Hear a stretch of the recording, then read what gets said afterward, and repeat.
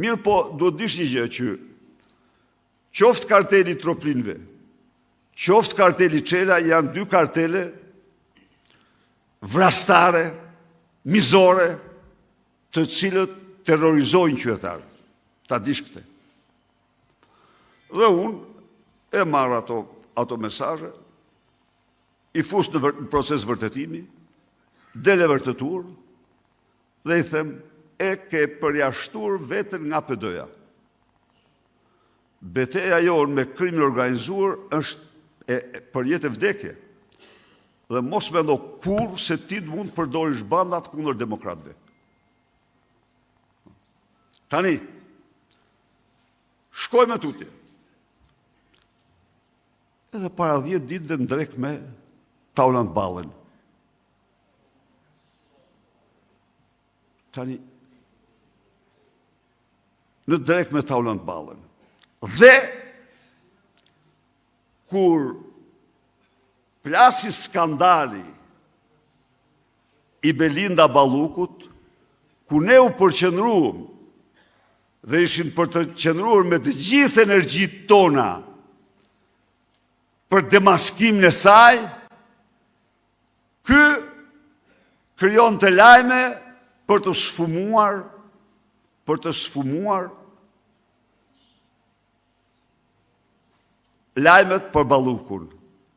Dhe fatalisht, se u tregua dhe naiv, po nuk është naiva, po e detyruar.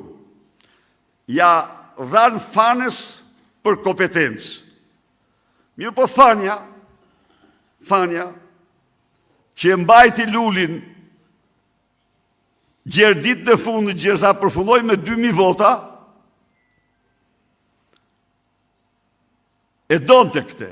Pse e donte Fania këte?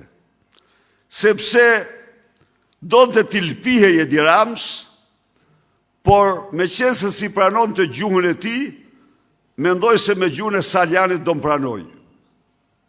Qa ndodhi? 16 lajme në 4 orë publikon të Fania për Saljanin. 16 lajme të garantoj, futu në truth social, në X, dhe s'ke për gjetë kur 16 lajme në 4 orë nga Donald Trump, që është njeriu më kryesor në botë për lajme dhe për të gjitha.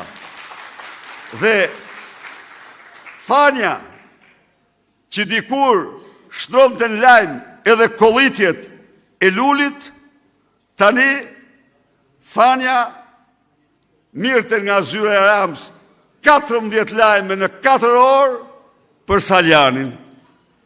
Më thuj mua, a mundet që demokratët të pranojnë të kenë në gjithë njëri si ky? Jo kur.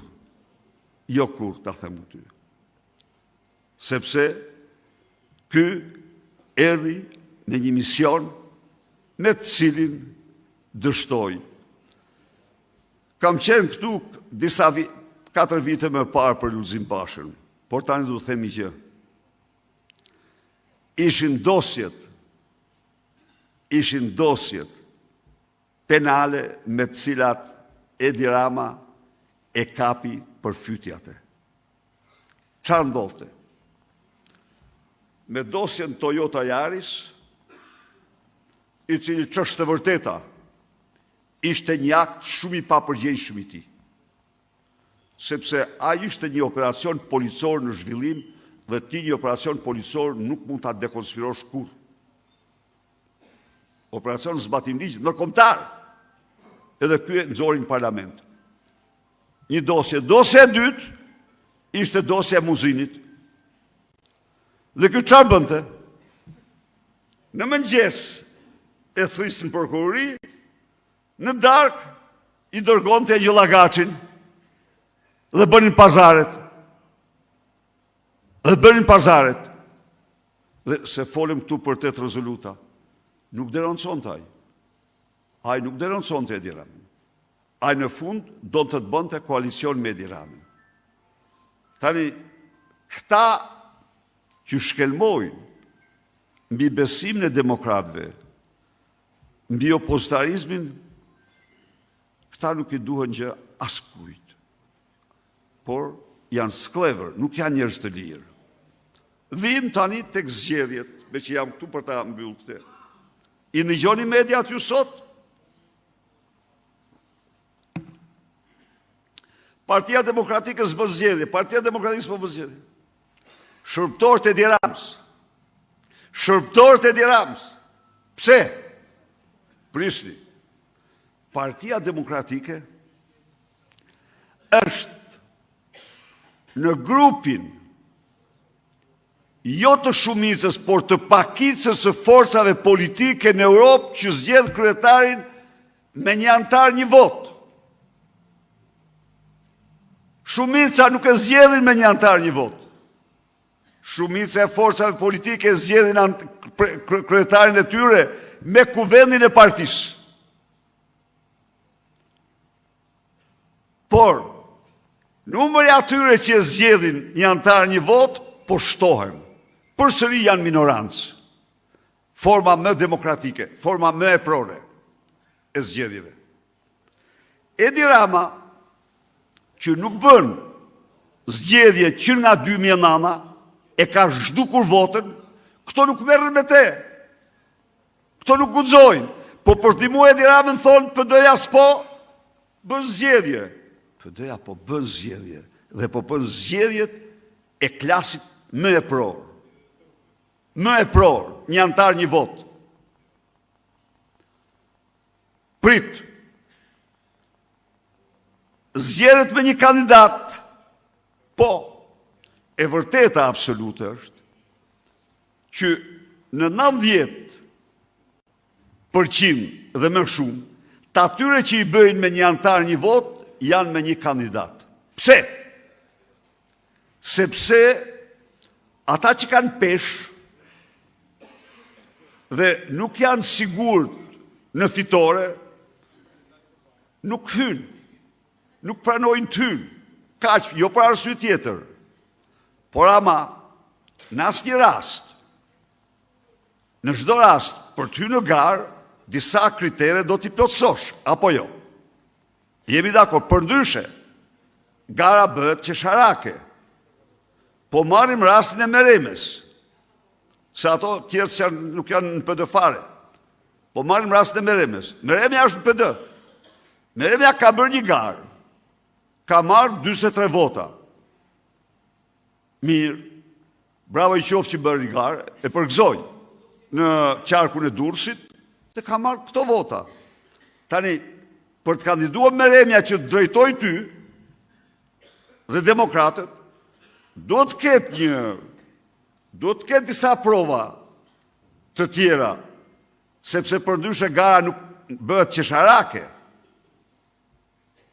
A jemi dakord? Dhe një garë e tillë nuk të nderon.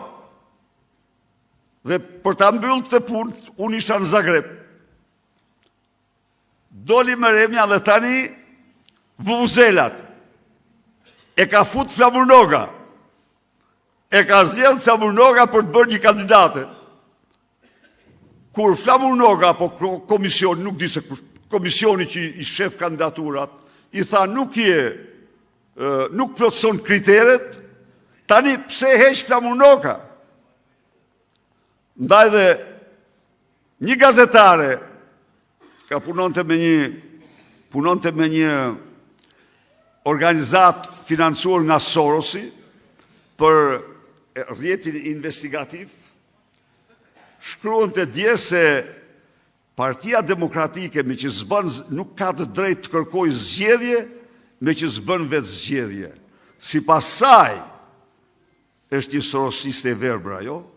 Sipas saj, vota zgjedhjet me një antar me një vot, forma më e prore nuk janë zgjedhje. Mbasi Edi Rama nuk bën zgjedhje. Pra, unë ala pak më shumë të ky moment për të sqaruar çdo demokrat që duhet të refuzojnë me përçmim përpjekjet mashtruese, gjuhën korruptive që përdor media për të mbrojtur Edi Ramën. ka në 10 artikuj PD-ja nuk bën zgjedhje, koku PD-ja bën zgjedhje një antar një vot, nuk ke një artikull të vetëm. Se Edi Rama nga 2009 gjërë sot nuk është votu kur në atë parti.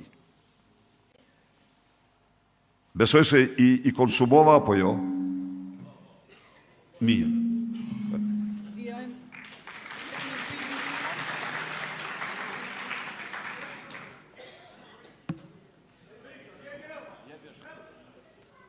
Po. Ure misarin Shukri Raza. Ku bënë 35 vjetë, të erdhëm me thirrjen liri demokraci. 35 vjetë, as liri, as demokraci, as pronë, zi e mazi. A ka në dritë jeshile? Faleminderit. Edhe një kam.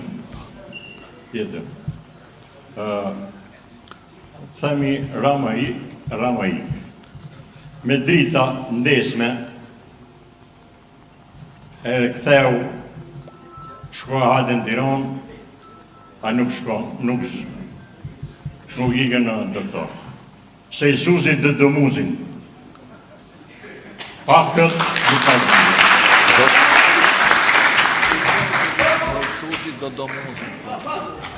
Faleminderit. Marrë 2-3 pyetje edhe pastaj.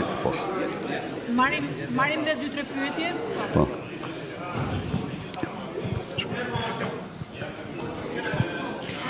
Edhe një pyetje tjetër, të lutem? Përshëndetje, doktor, dhe mirë se erdhe. Jam Fatbarda Miftari, mësuese në gjimnazin e Peshkopis, gjimnazi Sejt Najdeni.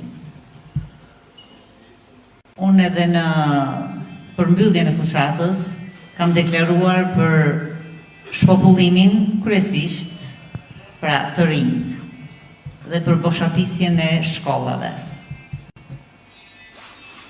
Është një dhimbje tepër e madhe për të gjithë.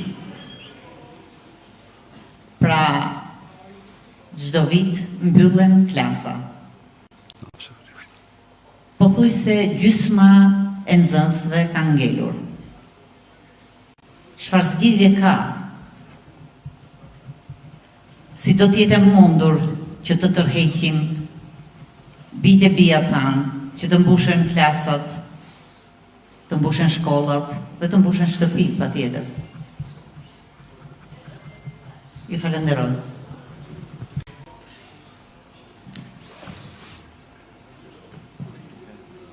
Edhe një pyetje të radhës.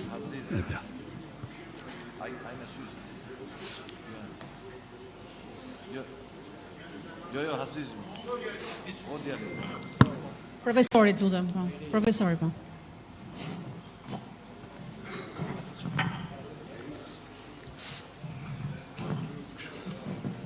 Hajri Begu qëmë,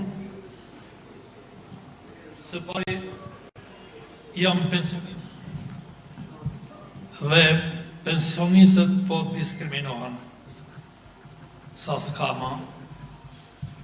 Gjoja bëhet propagandë, do rritet 1.800 lekë në muje për ato që i kanë pensionet të ulta, ndërkohë që nuk përmendet fare indeksimi për ne. I keni pensionet e larta, kush e ka mbi thot 400, por në fakt kush e ka mbi 300 nuk përfiton kur gjë. Prandaj pensionistët nuk duhet t'i japin votë më kësaj qeverie. Së dyti, të falenderoj zoti Berisha për energjinë që ke.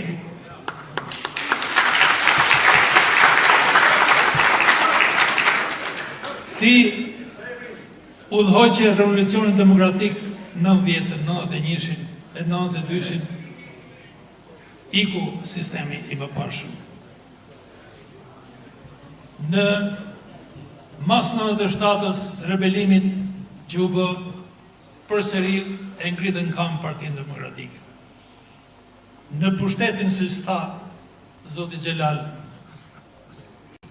që pate si kryeministër nga viti 2005-2013 e lulëzove ekonominë. Unë në atë kohë kam punu në administratë, edhe ato suksese nuk janë rritë asnjëherë. Tashi kemi rënë në gërmin, me thënë të drejtën. Duke sikur Shqipëria ka hec, jo është bëne rrugë, dhe më thënë rrugë që nuk i përfundoj, edhe vetë rrugën e Arpit. Shumicën e rrugës trasese ndërtoi qeveria e juaj.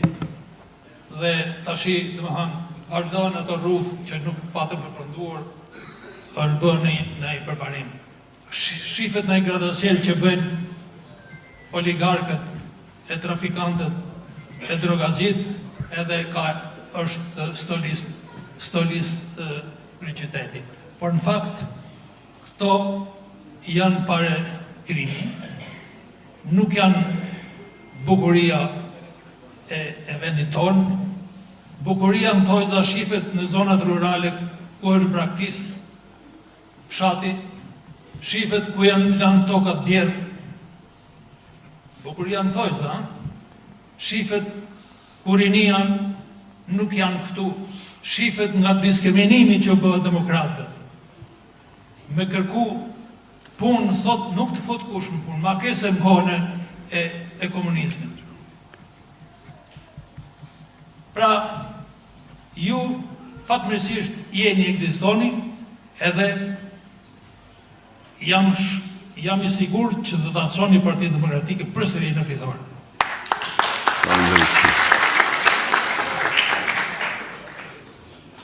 Tani, unë disha të nalëm diçka konkrete për reformën administrative, territoriale. Dibra e thadë Zoti Xhelal që ka pas 15 njësi, si të thanë, bashki dhe komuna, rreth i jonë, nërsa sot ka vetëm një. Këtu Komisioni i Reformës, antarë të Komisionit të Reformës të Partisë Demokratike, mendoj që minimumi duhet sigurojnë të këmbgullin për 3 njësi maqedara, të cilin ju që në qeverisën tuaj si kryeministër këmbgullit që të bëhet bashki, por plosi u bë, maqedara jo, e meriton maqedara tjetë bashki. Po kështu një të ngellet të në qenën për Shkopi, një bashki të bëhet në Kastriot. Kastrioti është emër simbolik për gjithë kombin tonë. Sepse atje janë rranjët e herojt tonë kombëtarë, edhe meriton tjetë një bashki. Që në vitet 20, ati që në plan nga shteti që të bëhet reforma, të bëhet ajo prefektura e Dibrës. Por dështoj, u bërë shkollën rrallë. Tashi ka ardhur koha që të këmbgullet, që të bëhet bashki në Kastriot. Bile, unë Zotit Xhelali kam thënë, kërko 4 edhe në Aras, kërko edhe në Lur, po të paktën minimumi 3 të bëhen. Edhe në diçka tjetër, Dibra duhet jetë me ju. Ju jeni vetmi që i keni dalë Zot Dibrës përmbi atë projektin famkeq, për projektin për mbrojtjen e Dibrës nga projekti Skapicës. Është e pabesueshme, është i parashikueshëm ky kryeminist se kur ti teket, kur të gjej pare, i me njerë ja fillon Skapicës. Po të mbytet Dibra për një fitim të këtyre oligarkëve, është e papranueshme për kombin edhe për gjithë Shqipërinë. Prandaj duhet përmendet kjo punë. Ju uroj sukses. Shumë faleminderit. Tani po ju përgjigjem këtyre pyetjeve, pastaj po marr tjera. 35 vite. Tani unë do të ndaja pak më ndryshe. Do të ndaja periudhën kur në Shqipëri bëhej rotacion politik dhe periudhën kur në Shqipëri nuk bëhet rotacion politik. Sepse po të shohim zhvillimet i dashur mik, në këto 2 periudha, themun në bindjen më të thellë, shkaku më kryesor i rrokullisjes madhe të Shqipërisë gjatë këtyre 12 viteve është mungesa e rotacionit politik. Por Ronald Reagan e ka thënë që për demokracisë i mjafton një gjenerat për të zhdukur. Po s'u mbrojt, po nuk u mbrojt. Ndaj dhe në këtë drejtim jemi në një regjim autokratik në të cilin zgjedhjet janë fars, nuk janë zgjedhje, dhe pastaj në të cilin politikat janë politikat e pushtuesit. Tani, po marrim skavicën. Jam përpjek me aq sa kam pas mundësi, por t'u them të vërtetën e kam konsideruar atë një nga krimet më të shëmtuara që mund të bëhen në Shqipëri. Pse? Pse? Sepse ishte absolutisht e pa justifikueshme. Aq energji sa prodhonte skavica, mund t'i prodhosh të një shpat mali me panele diellore dhe të mbysje Dibrën. Një projekt i Kosen Vërhoxhës në të cilën s'kishte panele, ishte krejt tjetër, të mirje e përsipër të përmbytje Dibrën, ishte krimi kombëtar më i shëmtuar që mund të bëje. Edhe mos kujtoni se e ka lanë për asgjë tjetër, por çmimi ka kaluar shumë më lart dhe duket se përvallon dot. Ama një gjë do të them. Në të gjitha këto protesta është vetja mënyrë. Shkuan në Zërqan për t'ja u marrë ujin. Dolën ata, i dolën Zot. Edhe i përzun. Diku afër Zërqan, në një zonë aty. Fush Bulqiz, po. Në Fush Bulqiz. Dolën ata dhe jo, i thanë. Erdhën dhe emigrantë, erdhën dhe këte, jo, i thanë. Kjo është tokat e të parve tanë. Me këta ujë, kemi patur jetën ne. Tani vjen dhe marrë ishtë jo. Edhe ikën. Kaja, ja me rujtë Ostrelit. Lërton ishtë deputeti socialist. Qa Ostreli pa ujë, s'ka jetë. Pranaj, miq, duhet protestua. Duhet protestua ndaj çdo padrejësie që bëhet. Jemi në këto kushte. Rama ik, e ke drejtate, po ka një gjë. Ne jemi parti demokratike. Jemi të përsaktuar në të gjithë filozofin tonë që ne pushtet me dhunë nuk marrim. Kjo rruga me vot është më e vështirë, por rruga më e drejtë, më dijitoze dhe themu një gjë, që ky parim i ka shërbyer shumë shqiptarëve, Shqipërisë dhe Partisë Demokratike. Ndaj dhe ne nuk do lodhemi, Rama X protesturi, Gjersa Rama të thej qafën të shkoj aty ku e meriton.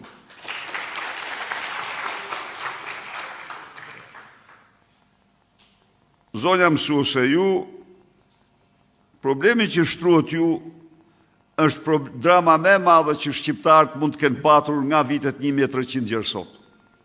Kur ky kom nuk ka pësuar në 10 vjet një paksim të tillë përveç se ndofta nga kolera e viteve, nga mortaja e viteve 1300. Kur? Asnjë kom tjetër, 47% në 10 vite. 1.1 milion vetëm në hapësirën Schengen.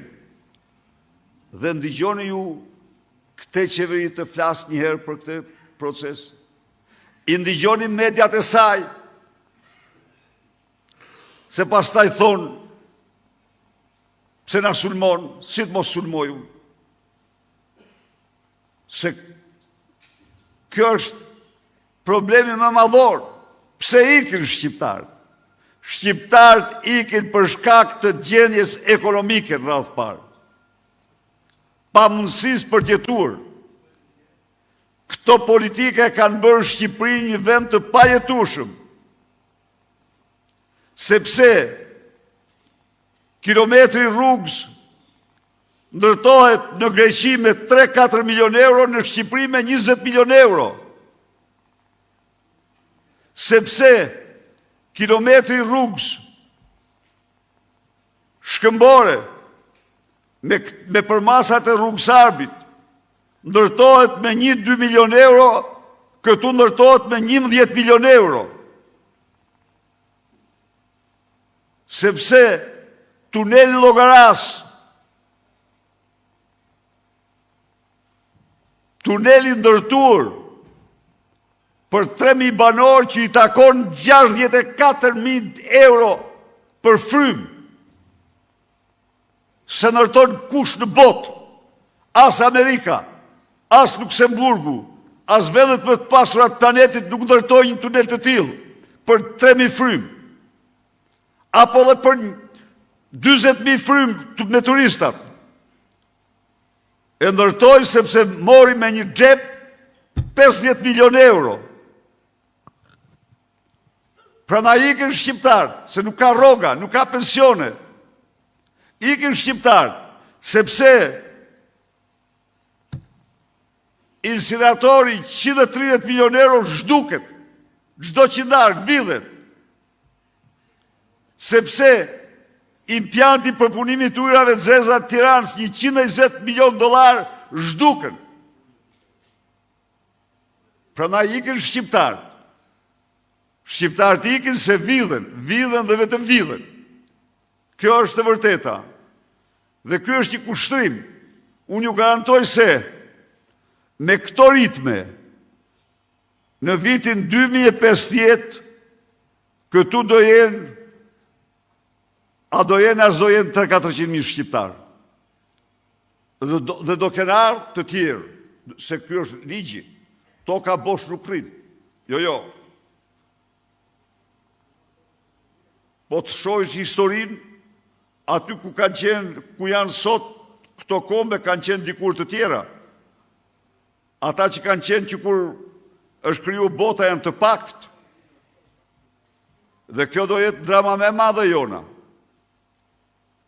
Dhe më falë, zonja mësuese, nga vitin 2005, në vitin 2013, 2007, në vitin 2014, numri shqiptarëve rritej çdo vit në Shqipëri. Pse rritej çdo vit në Shqipëri? Sepse rriteshin rrogat, sepse rriteshin pensionet, sepse bizneset nuk kishin taksat larta. Pra kishte një besim, një shpresë tek përmirësimi, tek ndryshimi për mirë. Nuk është se ishin kaq mirë, jo, po do bëheshin më mirë. Kurse këtu nuk ka shpresë, nuk ka besim. Pensioni sot, absolutisht është më i ulët se ai që mbledhen në 13-ën. Pse? Sepse në 13-ën blije të paktën 40% më shumë se me këtë që ke sot. Nuk ishin këto çmime. Jo, janë të regjistruara. Tallet tani.